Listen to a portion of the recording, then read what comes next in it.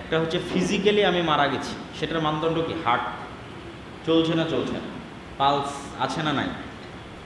আর একটা হচ্ছে আমি মেন্টালি মারা গেছি, যাদেরকে আল্লাহ বলেছেন খাতামাল্লাহু আলা কুলুবিহিম, এরা মৃত, মারা গেছে কিন্তু জীবিত আছে। জীবিত আছে কি? ফিজিক্যালি, শারীরিকভাবে জীবিত আছে, কিন্তু ওর রূহ, ওর কাল্ব মারা গেছে। তো মানুষের কাল্ব জীবিত আছে না মারা গেছে, শারীরিক জীবিত মৃত যেমন পালস দিয়ে বোঝা যাচ্ছে, হার্টের চলা দিয়ে বোঝা যাচ্ছে, তো আল্লাহর দৃষ্টিতে যেটা হেদায়েতের জীবিত থাকা মৃত থাকা, যেটা হৃদয়ের সুস্থতা এবং অসুস্থতা, ওইটার মানদণ্ড হচ্ছে নূর। অন্তরে নূর আছে, জীবিত আছে। অন্তরে নূর নাই, মরে গেছে। এই জন্য রাসূল সাল্লাল্লাহু আলাইহি ওয়াসাল্লাম বলেছেন, যখনই মানুষ কোনো গুনাহ করে নুকিতাত নুকতাতান সাউদা, তার অন্তরে কালো দাগ পড়ে। যদি তওবা করে কালো দাগ মিটে যায়, অন্তর সাদা ধবধবে স্বচ্ছ কাচের মতো, স্বচ্ছ পানির মতো।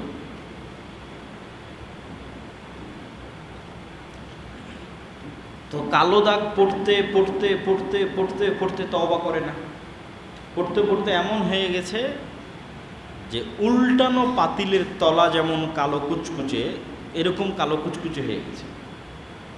ফলে কোনটা ভালো আর কোনটা মন্দ এই বিবেচনা হারিয়ে গেছে। এরা খাতামাল্লাহু আলা কুলুবিহিম, এর কালবে নূর নাই, মারা গেছে, এর কালব মৃত। এবং মানুষের বাস্তব সুস্থতা অসুস্থতার চাইতেও বেশি বাস্তব মানুষের হৃদয়ের সুস্থতা অসুস্থতা। মানে মানুষের শারীরিক সুস্থতা অসুস্থতা যত বাস্তব, আমরা দেখতে পাই জ্বর চলে এসেছে, অসুস্থ হয়ে গেলাম, সর্দি চলে এসেছে, অসুস্থ হয়ে গেলাম, এইটা যত বাস্তব, মানুষের হৃদয়ের সুস্থতা অসুস্থতা তার চেয়ে বেশি বাস্তব। এবং মানুষের শরীর যে সমস্ত কারণে সুস্থ এবং অসুস্থ হয়, ঠিক একই রকম কারণে মানুষের হৃদয় সুস্থ এবং অসুস্থ হয়। যেমন মানুষের শরীর কি কারণে অসুস্থ হতে পারে?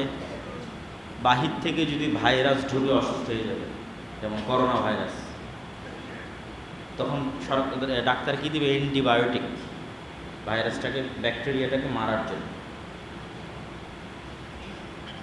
অথবা কেমনে অসুস্থ হবে? ভিটামিন প্রোটিন নাই, পুষ্টি নাই, অসুস্থ। বিভিন্ন রকমের ভিটামিন প্রোটিনের ঘাটতি, অথবা মাত্রাতিরিক্ত খাবার, ফ্যাটি লিভার, বিষাক্ত।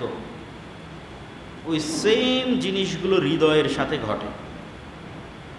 বাহিরের ভাইরাস ঢুকবে কোন দিক দিয়ে? চোখ দিয়ে, কান দিয়ে, অশ্লীল দৃশ্য ভাইরাস, গানের আওয়াজ ভাইরাস, এগুলো হৃদয়ে গিয়ে আক্রমণ করে, শয়তান আক্রমণ করে। আবার ভিটামিন প্রোটিনের অভাব কি? নামাজ পড়ে না, ফরজ আদায় করে না, তাহলে ঠিকঠাক ভিটামিন প্রোটিন ওর হৃদয়ে যায় না, ওর হৃদয় ধীরে ধীরে অসুস্থ হচ্ছে, মৃত্যুর দিকে এগিয়ে যাচ্ছে। ফরজ ছেড়ে দেওয়া মানে ভিটামিন প্রোটিনের অভাব, যেটা ধীরে ধীরে মৃত্যুর দিকে ধাবিত হচ্ছে কাল। আর যে কোনো গুনাহ রিসিভ করা মানে চোখ দিয়ে হোক, কান দিয়ে হোক, রিসিভ করা মানে ভাইরাস, বিষাক্ত জিনিস রিসিভ করা। তো এই যে হৃদয়ের সুস্থতা অসুস্থতা এবং হৃদয়ের জীবিত এবং মৃত, এর মধ্যে মূল মানদণ্ড হচ্ছে নূর। আর পৃথিবীতে নূরের একমাত্র উৎস, নূর পাওয়ার একমাত্র উৎস, এইটা হচ্ছে নূর। নূর মিনাল্লাহ, আল্লাহর পক্ষ থেকে নূর, যেটা আল্লাহ সুবহানাহু তাআলা কোরআন মাজিদের মধ্যেও বলেছেন। যে আয়াতটা আমি আপনাদের সামনে তেলাওয়াত করতে পারি। আল্লাহ সুবহানাহু ওয়া তাআলা বলেন, ওয়া কাযালিকা আওহাইনা ইলাইকা রূহাম মিন আমরিনা মা কুনতা তাদরি মাল কিতাব ওয়ালাল ঈমান ওয়ালাকিন জাআলনাহু নূরান নাহদি বিহি মান নাশাউ মিন ইবাদিক ওয়া ইন্নাকা লাতাহদি ইলা সিরাতিম মুস্তাকিম। হে নবী, আমি আপনার উপরে নূর অবতীর্ণ করেছি। আপনি জানতেন না কিতাব কি, ঈমান কি। ওয়ালাকিন জাআলনাহু নূরান নাহদি বিহি মান নাশা, কিন্তু এই কোরআনকে নূর করে দিয়েছে, আলো। নাহদি বিহি মান নাশা, এটা দিয়ে যাকে ইচ্ছা তাকে পথ দেখাতে পারে। কারো হৃদয় যদি মারা গিয়ে থাকে, নূরের অভাবে ভোগে, তাহলে ও হৃদয়কে আলোকিত করবে কোথায় থেকে? নূর নেবে কোরআন থেকে।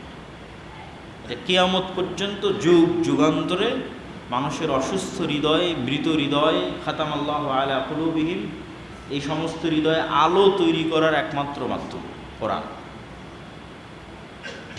আল্লাহ সুবহানাহু ওয়া তাআলা কোরআন মাজিদে বলেন, ইউরিদুনা লিইউতফিউ নূরাল্লাহ ওয়াল্লাহু মুতিম্মু নূরিহি ওয়ালাউ কারিহাল কাফিরুন। কাফের এবং মুশরিকরা আল্লাহর নূরকে মিটিয়ে দিতে চায়। এখানে পুরো ইসলামকে আল্লাহর নূর বলা হয়েছে, মানে কোরআন এবং হাদিস আল্লাহর নূর। তো কাফের এবং মুশরিকরা এটাকে মিটিয়ে দিতে চায়, আল্লাহু মুতিম্মু নূরিহি, আর এইটাকে আল্লাহ পূর্ণ করবেই, মানে সারা পৃথিবীতে বিজয় করবেই। ওয়ালাউ কারিহাল কাফিরুন, যদিও কাফেররা অপছন্দ করে। হুয়াল্লাযী আরসালা রাসূলাহু বিল হুদা ওয়া দীনিল হক লিইয়ুযহিরাহু আলা দ্বীনি কুল্লিহি ওয়ালাউ কারিহাল মুশরিকুন। আর যে আল্লাহ আপনাকে সত্য সহকারে পাঠিয়েছে, তিনি এই দ্বীনকে সারা পৃথিবীর সকল দিনের উপর বিজয়ী করবে, এই নূরকে পূর্ণতা দিবে। আল্লাহ সুবহানাহু ওয়া তাআলা কোরআন মাজিদে বলেন, ইয়া আইয়ুহাল্লাযীনা আমানুত্তাকুল্লাহ ওয়া আমিনু বিরাসূলিহি ইউতিকুম কিফলাইনি মির রাহমাতিহি ওয়া ইয়াজআল লাকুম নূরান তামশুনা বিহি। হে ইমানদারগণ, আল্লাহকে ভয় করো, রাসূলের উপর ঈমান আনো। যদি করো তাহলে তোমাদের আমলকে আমি নূর বানিয়ে দেব, যেই নূর দিয়ে তোমরা চলতে পারবে কবরে, পরকালে, সিরাতে মুস্তাকিমে। আর এক আয়াতে আল্লাহ সুবহানাহু ওয়া তাআলা বলেন, আফামান শারাহাল্লাহু সাদরাহু লিল ইসলাম ফাহুয়া আলা নূরিম মির রাব্বিহি ফাওয়াইলুল লিল কাসিয়াতি কুলুবুহুম মিন যিকরিল্লাহ উলাইকা ফি দালালিম মুবিন। যাদের হৃদয়কে আল্লাহ তার এই নূর গ্রহণের জন্য প্রশস্ত করে দিয়েছেন, যাদের হৃদয়কে আল্লাহ উন্মুক্ত করে দিয়েছেন এই নূর রিসিভ করবে এই জন্য, আর যাদের অন্তর কঠোর হয়ে গেছে পাথরের মতো, এই নূর রিসিভ করতে পারে না, বুঝতে পারে না, অনুভব করতে পারে না, তারা পথভ্রষ্ট। আর এক আয়াতে আল্লাহ সুবহানাহু ওয়া তাআলা বলেছেন, আওয়ামান কানা মাইতান ফাআহইয়াইনাহু ওয়া জাআলনা লাহু নূরান ইয়ামশি বিহি ফিন্নাস কামা মাসালুহু ফিদ-দুলুমাত লাইসা বিখারিজিম মিনহা। মানুষের কাছে যখন নূর থাকে না, তখন তার হৃদয় মৃত, আর ওই মৃত হৃদয়কে জীবিত করি, ওয়া জাআলনা লাহু নূরান ইয়ামশি বিহি ফিন্নাস, আর এই মৃত হৃদয়কে জীবিত করি কোরআনের নূর দিয়ে, যেটা দিয়ে মানুষ পথ চলতে পারে। এবং মানুষের প্রত্যেকটা নেক আমল নূর তৈরি করে। আল্লাহ সুবহানাহু ওয়া তাআলা বলেন, ইলাইহি ইয়াসআদুল কালিমুত তাইয়্যিব ওয়াল আমালুস সালিহ ইয়ারফাউহু। আল্লাহর নিকটে প্রত্যেকটা নেক আমল, প্রত্যেকটা সৎ বাক্য উঠতে থাকে, আর নূর ছাড়া উপরে ওঠা সম্ভব নয়। প্রত্যেক আমল জীবন্ত, তার নিজস্ব আকৃতি আছে, যে আকৃতিতে সে আমল ধরা দিবে, ফেরত আসবে। যেমন সূরা বাকারা এবং সূরা আলে ইমরান মেঘমালার আকৃতিতে কিয়ামতের মাঠে আসবে। প্রত্যেকটা আমল জীবন্ত এবং নূর তৈরি করে উপরে উঠতে থাকে যদি আমল কবুল হয়। যেমন কিছুক্ষণ আগে ওযুর কথা বলেছি, আল্লাহু নূরুস সামাওয়াতি ওয়াল আরদ মাসালু নূরিহি কামিশকাতিন ফিহা মিসবাহ। আসমান এবং জমিন আলোকিত আল্লাহর চেহারার নূরে। আল্লাহ সুবহানাহু ওয়া তাআলার চেহারা যে নূর দিয়ে ঢাকা আছে, যেই পর্দা দিয়ে ঢাকা আছে, ওই পর্দার নাম নূর। আর আসমান জমিন সূর্য নক্ষত্রকার যে আলো, এই আলো আল্লাহ সুবহানাহু ওয়া তাআলার চেহারার নূরের প্রভাবের আলো, যেটা আল্লাহর চেহারার পর্দা, সেই পর্দা যে নূর, তার প্রভাব। আল্লাহু নূরুস সামাওয়াতি ওয়াল আরজ। কিয়ামতের মাঠে যে নূর দেখা যাবে আমলের, ওয়াল্লাযীনা আমানু মাআহু নূরুহুম ইয়াসআ বাইনা আইদিহিম ওয়া বিআইমানিহিম, যারা আল্লাহর উপর ঈমান আনয়ন করেছে এদের নূর কিয়ামতের মাঠে এদের ডানে বামে ছুটে বেড়াবে। ইয়াকুলুনা রব্বানা আতমিম লানা নূরানা, তারা বলবে আল্লাহ আমাদের নূরকে আরো বাড়িয়ে দেন, আরো পূর্ণ করে দেন। ইয়াউমা তারাল মুমিনিনা ওয়াল মুমিনাত, কিয়ামতের দিন আপনি মুমিন এবং মুমিনাদের দেখবেন, ইয়াসআ নূরুহুম বাইনা আইদিহিম ওয়া বিআইমানিহিম, তাদের আমলের নূর তাদের ডানে বামে ছুটে বেড়াচ্ছে, তাদের আশপাশকে আলোকিত করছে। আল্লাহু ওয়ালিয়ুল্লাযীনা আমানু ইউখরিজুহুম মিনাদ-যুলুমাতি ইলান-নূর। সবই অন্ধকার, এই অন্ধকার থেকে আল্লাহ আলোতে নিয়ে এসেছেন, আলোই হেদায়েত, নূরই হেদায়েত।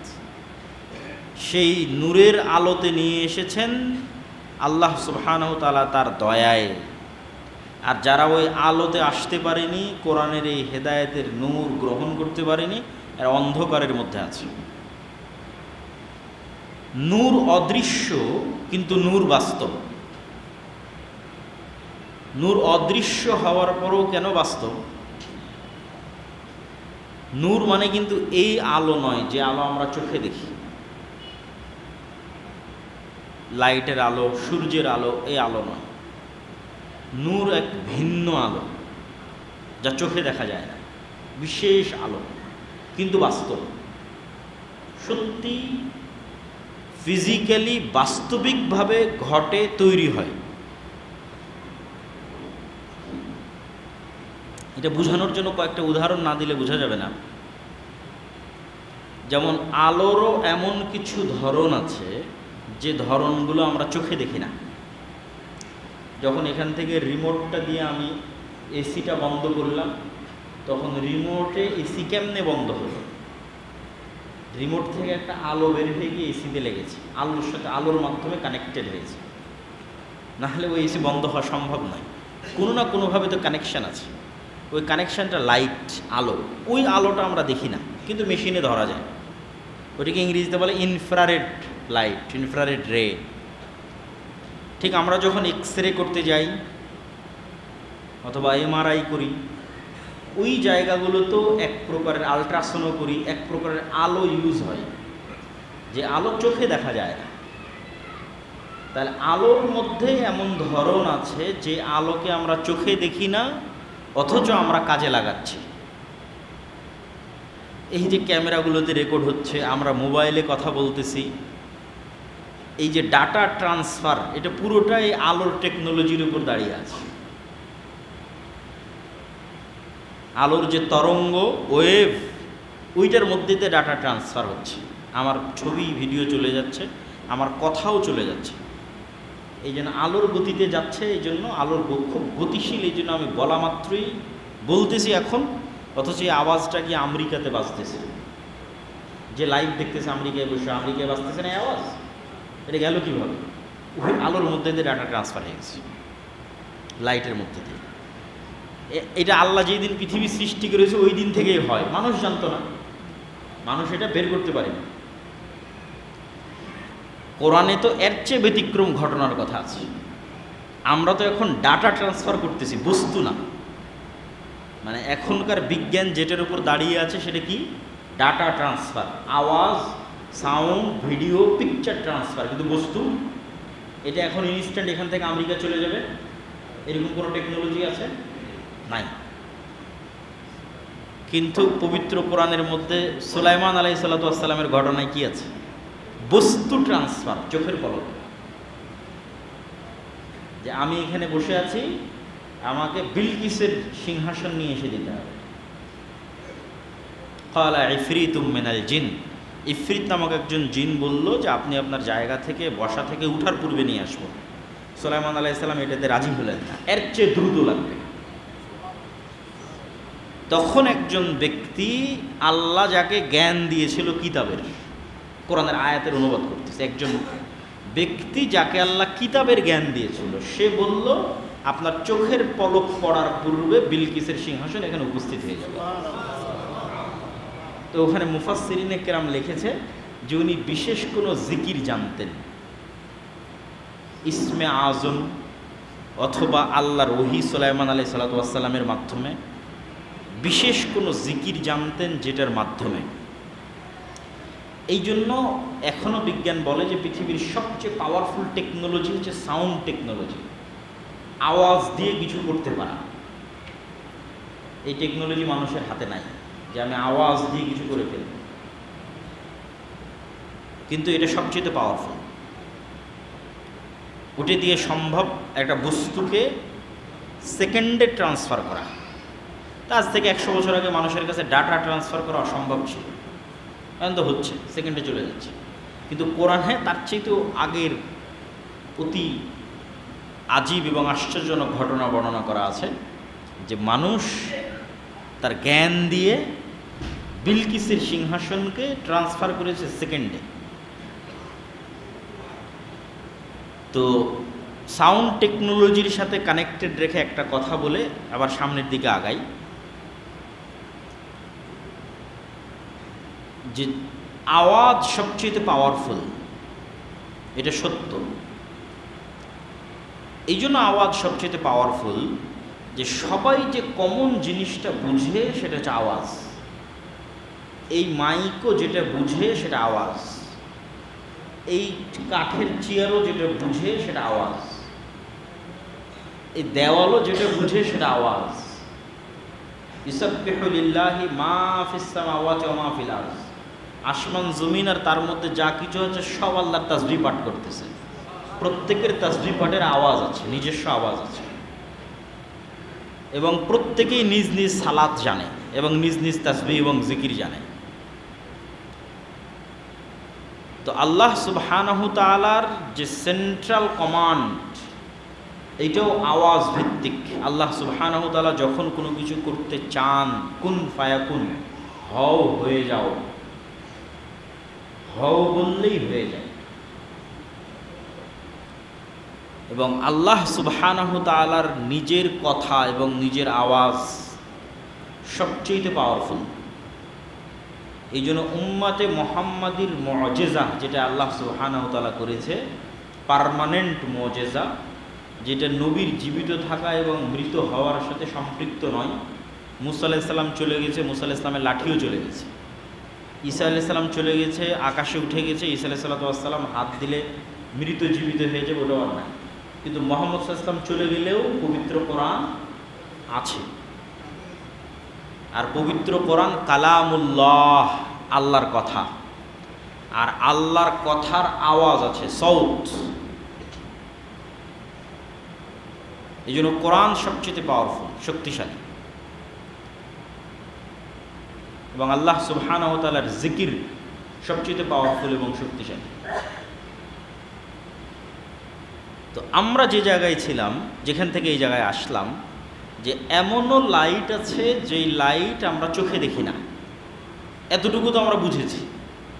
তাহলে ওখান থেকে এটার উপর ঈমান নিয়ে আসা আমাদের জন্য কঠিন কিছু নয়। আজকের যুগে, আজকের যুগে আমরা এমন লাইটের ব্যবহার করছি যা চোখে দেখি না, সেই যুগে বসে আমার জন্য এটা ঈমান যদি না আনতে পারি, তাহলে আমার যে বোকা কেউ নয় যে এমনও আলো পৃথিবীতে আছে যার নাম নূর, যেটা আমি চোখে দেখি না। কিন্তু ওই আলোর অস্তিত্বের প্রমাণ কোথায়? ওই আলো অন্য প্রাণী দেখে, আল্লাহর অন্য সৃষ্টিজীব দেখে। গায়েবের অনেক কিছুই আল্লাহ সুবহানাহু তাআলা তার অন্য সৃষ্টিজীবের মাধ্যমে প্রকাশ করে দিয়েছে। যেমন কবরের আযাব গায়েব, মানুষ আর জিন শুনতে পায় না, কিন্তু রাসূল সাল্লাল্লাহু আলাইহি ওয়াসাল্লাম বলছে সব সৃষ্টিজীব শুনতে পায়, বাকি সকল সৃষ্টিজীব শুনতে পায়। তাহলে ওইটা আমার কাছে গায়েব, কিন্তু ওরা তো শুনতে পাচ্ছে, ওদের কাছে গায়েব না। ঠিক তেমনি রাসূল সাল্লাল্লাহু আলাইহি ওয়াসাল্লাম বলছে, যখন তোমরা শোনো মোরগ ডাক দেয়, তখন মোরগ ফেরেশতাকে দেখে। ফেরেশতা কিসের তৈরি? নূরের তৈরি, তাহলে মোরগ কি দেখে? নূর দেখে। মোরগ কি দেখে? নূর দেখে। তাহলে নূর বাস্তব অস্তিত্বশীল। এটা এমনি একটা বাইবে আলোচনা করছি, হৃদয়ে নূর তৈরি হয়, আমল নূর তৈরি করে, এগুলো কোনো ফাও কথা নয়, আসলেই তৈরি করে। মানে এই আলোর জ্বলাটা যেমন বাস্তব, আমার এবং আপনার হৃদয়ে নূর আছে না নাই ওটা তেমন বাস্তব। তো এই নূর আমি দেখতে পাচ্ছি না, কারণ আমার কাছে গায়েব, কিন্তু আল্লাহর অনেক সৃষ্টিজীবের কাছে এটা গায়েব নয়। শয়তানের আলো এক প্রকার আলো, যে আলো মানুষ দেখতে পায় না কিন্তু আল্লাহর অন্য সৃষ্টিজীব দেখতে পায়। যেমন কুকুরের ক্ষেত্রে বলা আছে, গাধার ক্ষেত্রে বলা আছে, রাসূল সাল্লাল্লাহু আলাইহি ওয়াসাল্লাম বলেছেন যে তারা শয়তানকে দেখতে পায়। এবং আল্লাহ সুবহানাহু তাআলার যত সৃষ্টিজীব আছে, সকল সৃষ্টিজীব কোনো সমস্যা, কি বলতেছে? হ্যাঁ,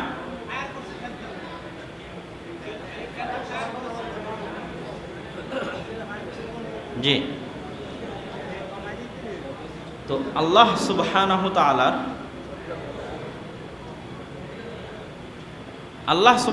তাআলার যত সৃষ্টিজীব আছে, এই সৃষ্টিজীবগুলোর মাধ্যমে আল্লাহ সুবহানাহু তাআলা গায়েবের অনেক বিষয়কে প্রকাশ করে দিয়েছে। যেমন আমাদের বারজাখী জীবন কেমন হবে, মৃত্যু পরবর্তী জীবন কেমন হবে, তার আলামত পৃথিবীতে আছে। তখন বারজাখী জগতের একটা অংশ আস্বাদন করি, একটা লেভেল দুনিয়াতে থাকতে অনুভব করি যে মরার পরের জগৎটা কেমন হতে পারে, সেটা হচ্ছে আমার ঘুমন্ত অবস্থা। এই জন্য বলি আল্লাহুম্মা বিইসমিকা আমুতু, আল্লাহ তোমার নামে মারা যাচ্ছি। আরবিতে কিন্তু ঘুমানোর আর একটা আরবি আছে, আনাম, ওটা ব্যবহার করা হয়। ডাইরেক্ট মরার কথা বলা আছে, আল্লাহ মরে যাচ্ছে, আর তোমার নামে পরের দিন সকালবেলা ঘুম থেকে জাগবো, আস্তাইকিজুনা আহইয়া, মরা থেকে জীবিত হব। এবং ঘুমের মধ্যে রূহ কবজ করার কথা কোরআন মাজিদে আছে। যাদের রূহ আল্লাহ চাই ফেরত দিয়ে দেয়, আর কারো রূহ আল্লাহ পার্মানেন্টলি রেখে নেয়, ও পার্মানেন্টলি মারা যায়। তাহলে দুনিয়াতে থেকে বারজাখী জীবনের স্বাদ আস্বাদন করার একটা উদাহরণ আমরাই প্রতিনিয়ত উপভোগ করতেছি। আল্লাহর সৃষ্টিজীবের মধ্যেও এরকম উদাহরণ আছে। শুঁয়োপোকা নামে এক প্রকারের পোকা আছে, এ তার শুরুর জীবনে গাছের পাতা খায় এবং গাছের পাতা খেয়ে খেয়ে খেয়ে খেয়ে মাসখানেক জীবনযাপন করে। এটা সম্পূর্ণ ডিফারেন্ট স্টাইলের লাইফ সে লিড করে। তারপরে 1 মাস, 1.5 মাস, 2 মাস হওয়ার পর ও নিজের চারিপাশে একটা আবরণ তৈরি করে, ওর মধ্যে মরে যায়। ওর মধ্যে মরে যাওয়ার 1 মাস, 1.5 মাস পর প্রজাপতি হয়ে আকাশে উড়ে। তাহলে ওর লাইফ একবার ছিল পোকা হিসেবে, তারপরে মৃত অবস্থায় 1 মাস, তারপর প্রজাপতি হিসেবে আকাশে উঠতেছে। তো এই জন্য মানুষের বারজাখী জীবন, কবর পরবর্তী, মৃত্যু পরবর্তী জীবন অস্বাভাবিক নয়। হ্যাঁ, বারজাখী জীবনে মানুষের রুহের কোয়ালিটি অনুযায়ী থাকার এবং খাওয়ার ব্যবস্থাপনা, জীবনযাপনের ব্যবস্থাপনা ভিন্ন হবে।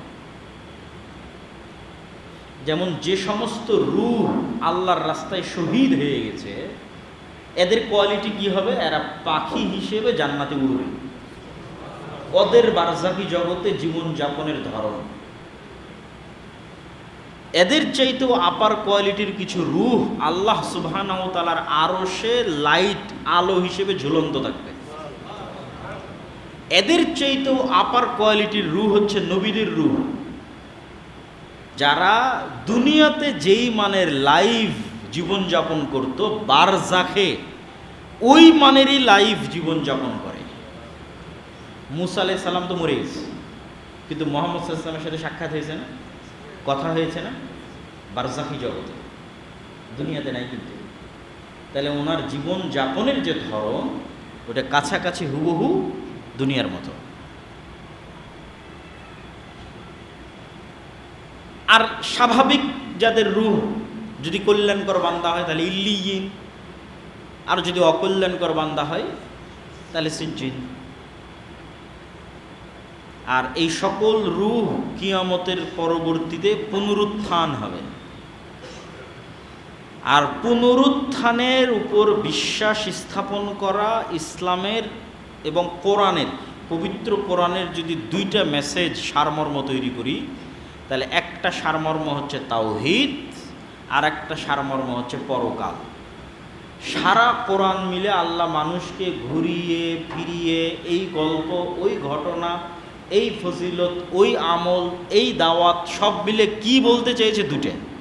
এক আল্লাহর নিজের তাওহীদ, আর একটা হচ্ছে তোমরা মরার পর আবার আমি তোমাদের জীবিত করব। এটাকে বিশ্বাস করো খুব শক্তভাবে, ইয়াকিনের সাথে, যেন দেখতে পাচ্ছ, না হলে সফল হতে পারবে না। তো আল্লাহ সুবহানাহু ওয়া তাআলা মৃত্যুর পর যে মানুষকে পুনরুত্থান ঘটাবেন, এর আল্লাহ সুবহানাহু ওয়া তাআলা অনেকগুলো উদাহরণ পবিত্র কোরআনের মধ্যে উল্লেখ করেছেন। যেমন মুসা আলাইহিস সালাতু ওয়াস সালামের যুগে একজন মারা গেল, গরু জবাই করা হলো, ওর গায়ে টাচ করে জীবিত করা হলো।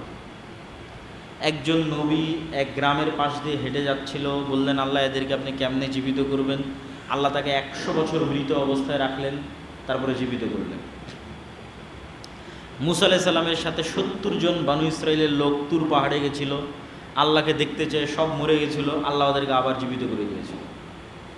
তো মরার পরে জীবিত হওয়ার ঘটনা দুনিয়াতে অসংখ্যবার ঘটেছে, এবং সর্বশেষ বানু ইসরাইলের যিনি শেষ নবী ঈসা আলাইহিস সালাতু ওয়াস সালাম, তার হাতে আল্লাহ এটাকে ডাল ভাত বানিয়ে দিয়েছিলেন।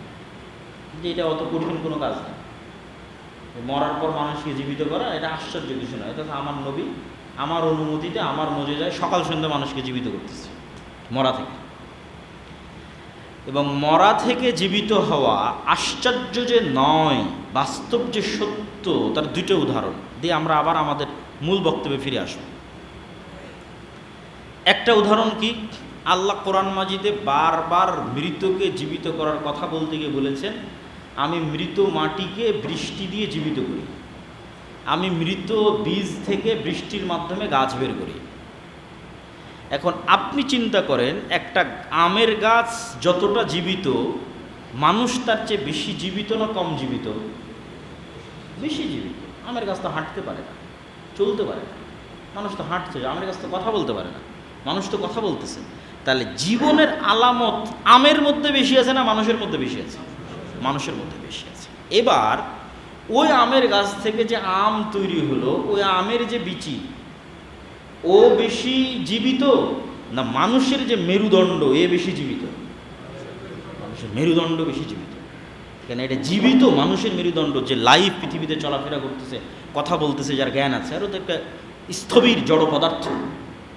ওই জড় পদার্থের একটা মৃত বিচি, ওই মৃত বিচি যখন মাটিতে পড়তেছে, ওর মধ্যে থেকে আর একটা জীবিত গাছ বের হয়ে যাচ্ছে। আল্লাহ! তাহলে ওই মৃত বিচি থেকে গাছ বের হওয়া বেশি আশ্চর্য না মানুষের মতো জীবন্ত মানুষের মেরুদণ্ডের হাড্ডি থেকে আবারও মানুষ বের হবে মাটির মধ্যে থেকে? কোনটা বেশি আশ্চর্য? আমেরটা বেশি আশ্চর্য। বুঝাতে পারিনি মনে হয় আমি। আমেরটা বেশি আশ্চর্য, আমারটা আশ্চর্য নয়। ও তো কম জীবিত, ওর মধ্যে থেকে আবার আল্লাহ আর একটা জীবিত গাছ তৈরি করে দিচ্ছে। আমি তো এমনিই জীবিত, আমার হচ্ছে আরও সহজ বের করা। এই জন্য আল্লাহ ওই উদাহরণ বারবার দেয়। আর আল্লাহর জন্য আরও কেন সহজ মানুষকে মাটি থেকে তৈরি করা? এই জন্য আরও বেশি সহজ যে মানুষ পৃথিবীতে বেঁচে থাকতে যত রকমের ভিটামিন, প্রোটিন, মিনারেল, পুষ্টি, যা খাবার মানুষ বেঁচে থাকতে গ্রহণ করে, তার প্রত্যেকটা খাবারের মধ্যে যত রকমের ভিটামিন, মিনারেল, প্রোটিন আছে সব মাটি থেকে আসে, সব মাটি থেকে আসে। এখন আমার ম্যাগনেশিয়াম দরকার, তো ম্যাগনেশিয়াম আসলে মাটির মধ্যে আছে, কিন্তু ডাইরেক্ট নিতে পারবো না। তো ওখানে কলার গাছ লাগানো হয়েছে, তারপরে ওখান থেকে কলা হয়েছে, ওই কলার মধ্যে ম্যাগনেশিয়াম মাটি থেকে নিয়েছে কলা, ওই কলা আমি খাচ্ছি, আমার শরীরে ম্যাগনেশিয়াম ঢুকতেছে। তাহলে আমার শরীরের মধ্যে ম্যাগনেশিয়াম ঢোকার কারণে যদি আমার শরীরে কোষ তৈরি হয়, তাহলে ওই ম্যাগনেশিয়াম তো মাটির মধ্যেই আছে, ওখানে কেন কোষ তৈরি হবে না? কেন হবে না? আমি তো ওই মাটির ম্যাগনেসিয়ামই কলা দিয়ে আমার শরীরের মধ্যে নিচ্ছি, দিয়ে আমার শরীরে নতুন কোষ তৈরি হচ্ছে। এই ম্যাগনেসিয়াম তো মাটির মধ্যে আছে, তাহলে কেন মাটিতে কোষ তৈরি হবে না? মানুষের পুরো শরীরটাই মাটি থেকে নেওয়া ভিটামিন, প্রোটিন, মিনারেল, ম্যাগনেসিয়াম দিয়ে তৈরি। তাহলে আরও বেশি কোষ তৈরি হবে মাটিতে, মানে মাটির মধ্যে থেকে তরতর তরতর করে মানুষ বের হয়ে উঠবে। ধর্মের মধ্যে সব আছে, ওখান থেকে নিয়ে আমি বেঁচে আছি।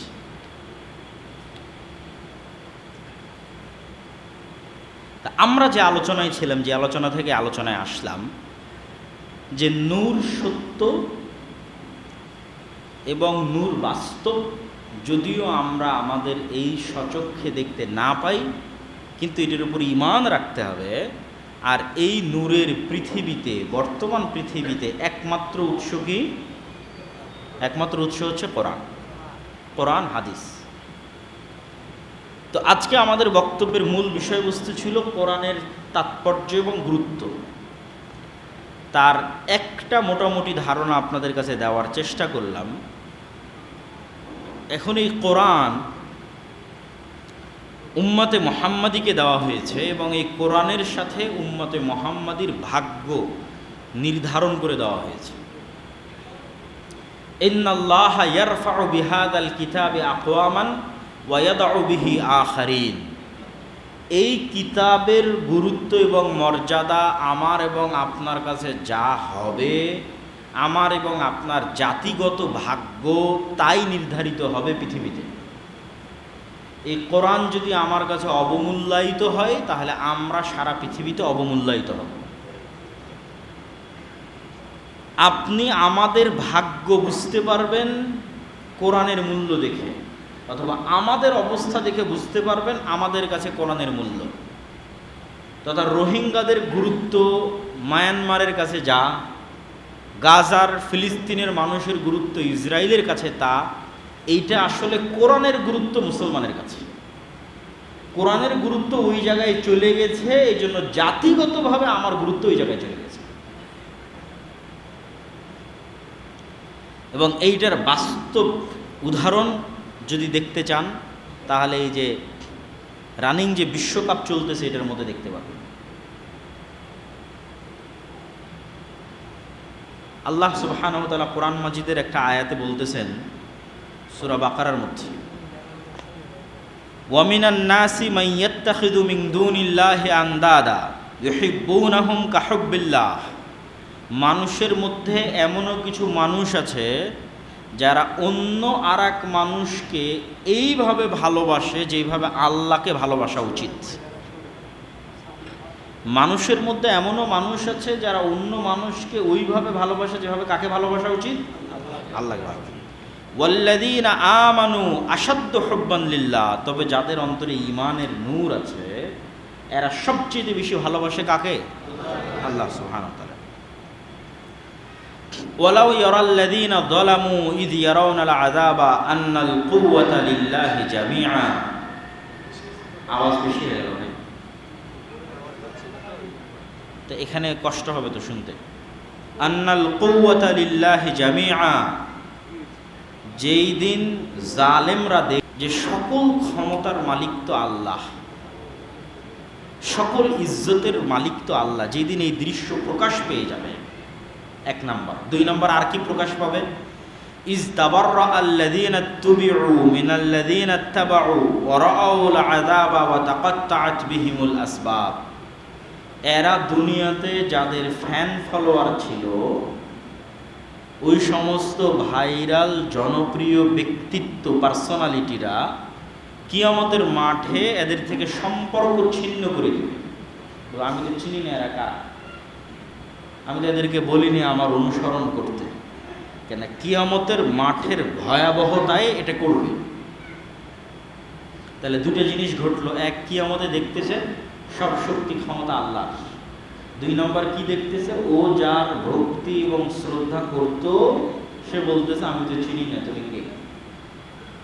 তখন এবার এই সমস্ত ফ্যান ফলোয়ারেরা বলবে, وقال الذين اتبعوا لو أن لنا كرة فنتبرأ منهم كما تبرأوا منا যদি আল্লাহ আর একবার পৃথিবীতে যাওয়ার সুযোগ দিত, তাহলে আজকে কিয়ামতের মাঠে ওরা যেভাবে আমাদের থেকে সম্পর্ক ছিন্ন করলো, দুনিয়াতে ফিরে গিয়ে এদের থেকে আমরা ওইভাবে সম্পর্ক ছিন্ন করতাম যে তোদেরকে আমরা চিনি না, তোরা কারা। কিন্তু তখন তো আর পৃথিবীতে ফিরে আসার সুযোগ নেই। তাহলে কোনো মুসলিম যুবক, কোনো মুসলিম তরুণের অন্য কোনো ব্যক্তি আল্লাহ এবং আল্লাহর রাসূল ছাড়া অন্য কোনো ব্যক্তির প্রতি মাত্রাতিরিক্ত ভালোবাসা শুধুমাত্র খেলার কারণে, এইটার প্রমাণ বহন করে যে আমাদের সমাজে কোরআন কোন জায়গায় আছে। আমরা কোরআনের শিক্ষা মানুষের অন্তরে কি পর্যন্ত নিয়ে যেতে পেরেছি। জাতিগতভাবে কোরআন অমান্য করলে আযাবের শিকার হতে হবে। আল্লাহ অতীতে সকল কিতাব অমান্যকারী জাতিকে আযাব দিয়েছেন। উম্মতে মুহাম্মাদির আযাব কি? আল্লাহ একই স্টাইলের আযাব বারবার দিয়েছেন এরকম নজির পাওয়া যায় না, খুব কম। যেমন নূহ আলাইহিস সালামের কওমকে বন্যায় ডুবিয়ে মেরেছে, পরে আদ, সামুদ এদের কওমকে কিন্তু আর বন্যায় ডুবানো হয়নি। তাহলে আদ সামুদের কওমকে কিভাবে ধ্বংস করেছে? কাউকে বিকট আওয়াজ দিয়ে, আর কাউকে বিশাল ঝড়ো বাতাস দিয়ে। আসহাবুল ফিলকে কিভাবে ধ্বংস করেছে? আকাশ থেকে পাথর বর্ষণ করে। কওমে লুতকে কিভাবে ধ্বংস করেছে? পৃথিবী উল্টিয়ে। এই মাইকে আওয়াজ হচ্ছে না? হ্যাঁ, তাহলে কি এটা অন করা নাই নাকি?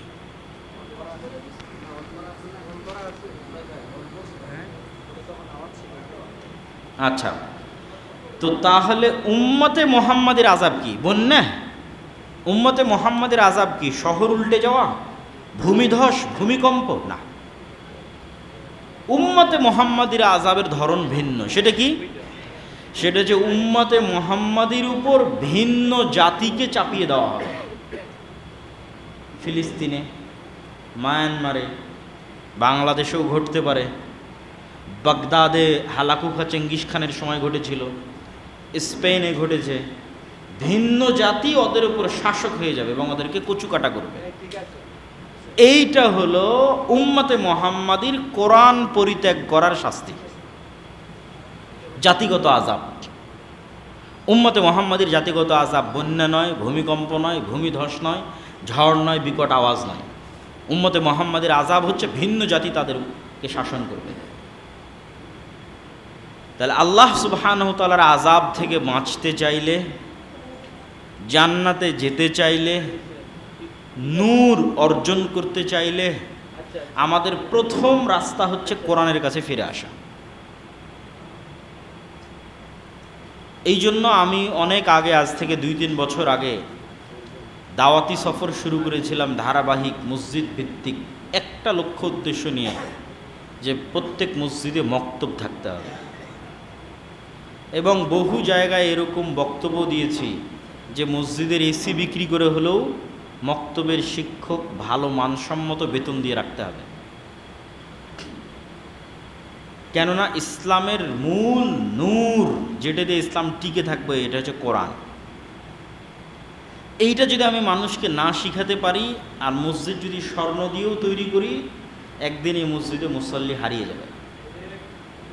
আর যদি মসজিদ গাছতলাও হয়, কিন্তু অত্র এলাকার মুসলমানের সন্তানদের, শতভাগ মুসলমানের সন্তানকে কোরআনের নূর আর কালবে ঢুকিয়ে দিতে পারি, প্রবেশ করানো যায়, তাহলে যদি গাছতলাও হয় সালাত অব্যাহত থাকবে, সালাত টিকে থাকবে, দিন টিকে থাকবে।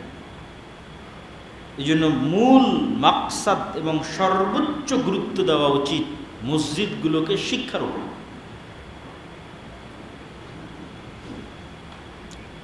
ব্রাকের এরকম হাজার হাজার মসজিদ নাই, এরকম এসি বিল্ডিংওয়ালা রুম নাই। আমরা তো এগুলো অটো পাইছি, অটো মানে আল্লাহ ইসলামের সিস্টেমটা এইভাবে করেছে, এইটার মধ্যে দিয়ে ইসলাম দাঁড়িয়ে থাকবে। এই জন্য 5 ওয়াক্ত সালাতের ব্যবস্থা, এই জন্য মসজিদের ব্যবস্থা। তো ব্রাকের কিছু না থাকার পরও হাজার হাজার স্কুল ভাঙ্গা বেড়া, ভাঙ্গা টিন দিয়ে চালাচ্ছে কেন? ব্রাকের স্কুল ভাঙ্গা বেড়া ভাঙ্গা টিন ভাড়া জায়গা নিয়ে কেন চালাচ্ছে? তার মানে শিক্ষাটা আসল। এই মসজিদগুলো যদি ওদেরকে দিয়ে দিতেন তাহলে আগে এখানে শিক্ষার ব্যবস্থা করবে মসজিদের ফান্ড থেকে। যে আগে কিসের ব্যবস্থা করতে হবে? শিক্ষার ব্যবস্থা করতে হবে, জ্ঞান নূর ছড়িয়ে দেওয়ার ব্যবস্থা করতে হবে। কিন্তু আমাদের কাছে সব কিছু থাকার পরও আমরা অবহেলা, না একজন ইমামকে, একজন মক্তবের শিক্ষককে ভালো বেতন দেওয়া, ভালো ট্রেনিং দেওয়া, এগুলোর কোনো গুরুত্ব আমাদের কাছে নাই। আমাদের কাছে গুরুত্ব চাকচিক্য, জৌলুস, এটার থেকে বের হয়ে আসতে হবে। এবং শতভাগ মুসলমানকে কোরআন শিখানো লাজেম, ফরজ।